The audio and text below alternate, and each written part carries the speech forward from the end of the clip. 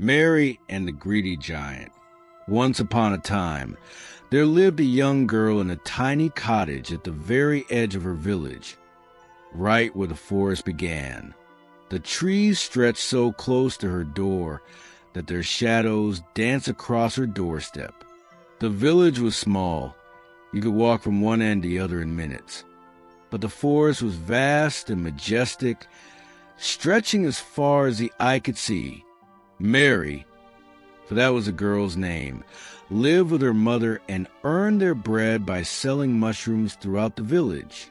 She could find all kinds, from delicate chanterelles to giant puffballs as big as a priest's hat. But Mary knew exactly which ones were safe to eat and which ones would send you straight to the undertaker instead of the dinner table. Some mushrooms, if you put them in your pot, would have you meeting your maker instead of enjoying your supper. One morning, under clear blue skies and golden sunshine, Mary kissed her mother goodbye and set off into the forest to gather mushrooms. She had a feeling that today would be a lucky day, that she'd find plenty. So she walked to all her usual spots, the ones where mushrooms grew in abundance. But what do you know? Sunshine, yes, but luck? Not a bit. She searched through bushes, looked under stumps, lifted leaves one by one, but found absolutely nothing. It was as if all the mushrooms had melted into the earth to escape human hands. Then she thought to herself, I need to try new places. I can't go home empty-handed. So she ventured deeper into the forest, into the thick undergrowth where sunlight barely filtered through in thin golden threads. And what do you know? It was like the forest had opened before her like a treasure chest filled with riches. She began finding mushrooms of every kind, as far as the eye could see. Her hunch hadn't failed her after all. She found more and more, each one bigger than the last, until her eyes sparkled with joy. She kept following the mushrooms, going deeper and deeper into the woods, until finally her basket was full. Not just full, but bursting with more mushrooms than she'd ever collected before. The basket looked ready to explode. It was so packed. Loaded down as she was, Mary stopped for a moment and thought, I need to head home. But she had long since left the familiar paths she knew. She looked around, but had no idea where she was. Wandering here and there through the forest with her heavy basket on her shoulder, Mary suddenly spotted an enormous house, unlike anything she'd ever seen. It had a roof as big as a mountain, windows as large as barn doors, and a front door so tall it seemed to reach for the sky itself. Good heavens! Who lives in a house like this? The poor girl wondered. What could she do? She gathered her courage and knocked on the enormous door, which seemed to loom before her like open arms. She knocked once, but nothing happened. Seeing this, she knocked even harder, as hard as she could. Then the door began to creak slowly open, and there in the doorway appeared an absolutely massive giant with huge eyes that stared down at her, as if trying to read her very thoughts. The girl spoke with a voice trembling like a leaf in the wind. Oh, giant sir, you see, I'm lost and night is falling. Could you help me? The giant, with a voice surprisingly gentle and soft as warm milk, replied, Of course, child. Come in and rest. Here, sit by the fire and warm your bones. The girl sat by the fire, grateful to have found shelter, and thought about how she could thank the giant for his kindness. Then an idea came to her, and she said, Look, I have a basket full of perfectly good mushrooms. I'll make you a mushroom stew, just like my grandmother taught me. And what she said, she did. She made a wonderful stew using her grandmother's old family recipe. When the giant tasted the food, his jaw dropped in amazement. Oh my, "Little one, but you're talented. I haven't eaten food this delicious in all my life," he said, letting a smile light up his grumpy face. They both ate until they were full, with satisfied bellies and happy hearts, and afterward they went to sleep, for night had fallen with its dark cloak and the forest silence enveloped them. The next morning, as soon as dawn broke, Mary put her basket on her back and said to the giant in a gentle voice, "Thank you for your hospitality, but now I must head home. I'm sure my mother is worried." Suddenly, the giant flew into a rage and roared at the girl so loud the house shook. "You're not going anywhere. Little one, fate brought you to my door so you could cook the mushrooms that grow in abundance around this house, and you can forget all about going home. So get moving and start gathering mushrooms, because I've woken up with a craving for that stew you made last night. And don't even think about running away, because I know this forest like the back of my hand, and you'll never escape me," the giant bellowed. Mary was terrified and immediately began gathering mushrooms. "Oh dear, how will I ever escape from this giant and his enormous belly? I could gather mushrooms all day long, but I don't think I could ever satisfy him." But Mary, poor thing, although she smiled with the corner of her mouth, felt her heart growing heavier with each passing day, for she saw no way to escape from the slavery of mushrooms and the giant's insatiable belly. Mary kept thinking about how to escape, but it was a big problem. She didn't know which direction to take to get to the village, and she was afraid of the giant. And while racking her brain the way a housewife needs dough for sweetbread, one evening an idea came to her, and she made a plan. "Let me see now.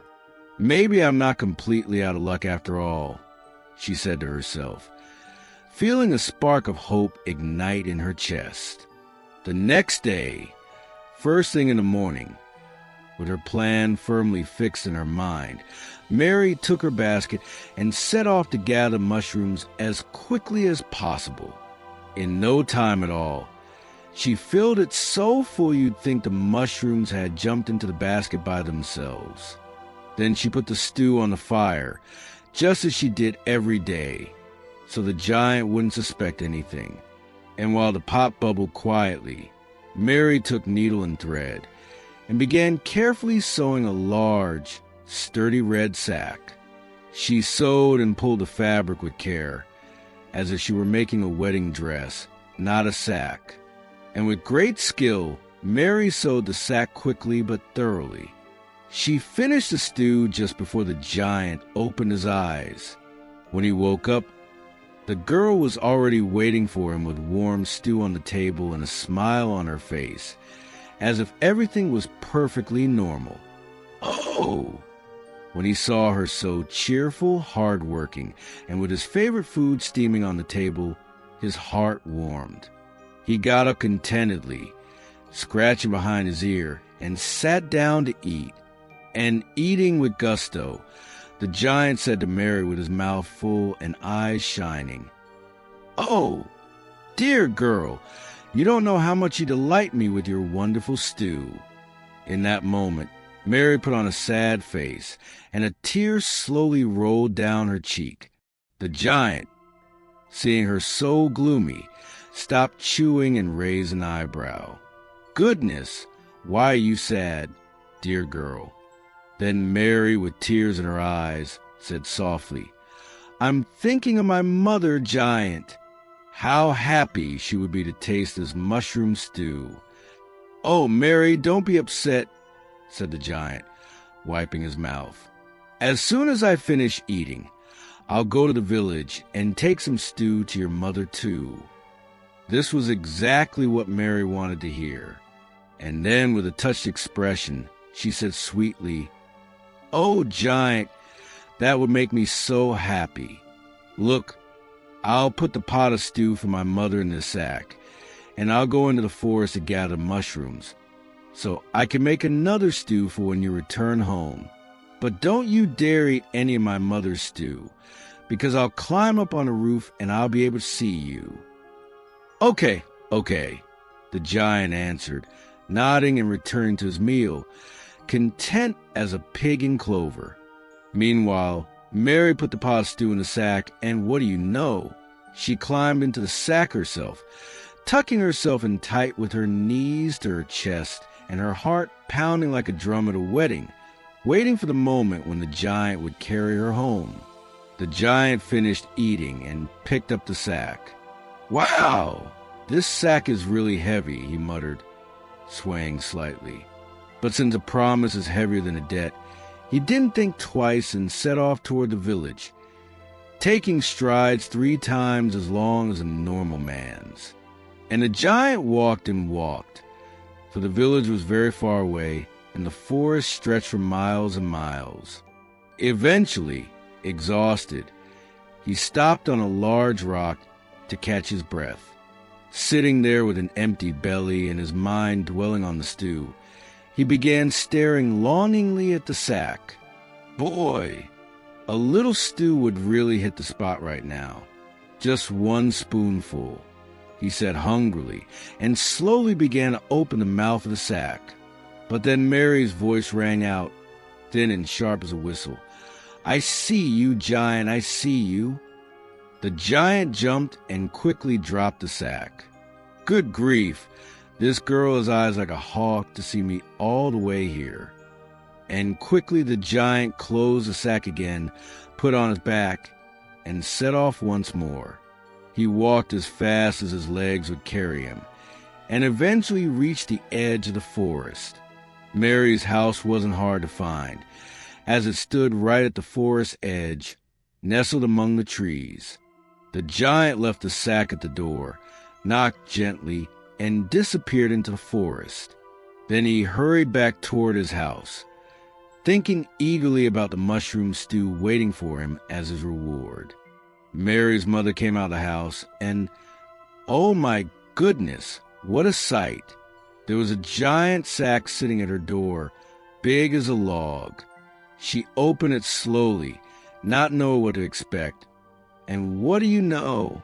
Out jumped Mary with sparkling eyes and a huge smile. "Oh, my daughter, where have you been, child? I've been searching for you with such worry," she exclaimed, pulling her to her chest with tears of joy in her eyes. "Oh, mother, what adventures I've had. But come inside so we can eat and I'll tell you everything," said Mary with a smile on her lips. And as they both ate the mushroom stew the girl had brought, Mary told her mother in great detail about all the adventures she'd been through, how she'd gotten lost in thick forest, how she'd stumbled upon the giant's house, how she'd fed him, how he'd kept her there against her will, and especially how she tricked him and hidden herself in the sack until he brought her right to their door. And so ended the story of Mary, the clever girl who, with her quick mind and brave heart, managed to escape from the giant and return home safely. The end. And I jumped on the door and told you my tale. Thank you from the bottom of my heart for listening to this story all the way through. If you enjoyed it, please like and subscribe so you don't miss any of the stories to come.